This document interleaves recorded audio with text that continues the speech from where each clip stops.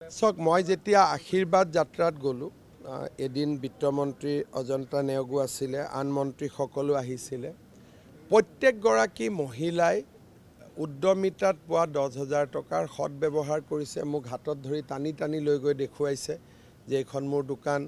কোনোবাই দূৰৰ পৰা দেখুৱাইছে এইখন দোকান ওপৰত লিখি থৈছে উদ্যমিতাৰ ধনেৰে গতিকে অসমত চৰকাৰী পুঁজিৰ অপব্যৱহাৰৰ যিটো ধাৰণা আছিলে সেইটো লাহে লাহে কমি গৈছে অহাকালি আমি দিনৰ 11 বজাত CM ট্ৰিপলেৰ যিসকলক প্ৰথমবাৰ 1 লাখ টকা দিছিলোঁ তাৰ দ্বিতীয় ইনষ্টলমেণ্টৰ 1 লাখ টকা দিম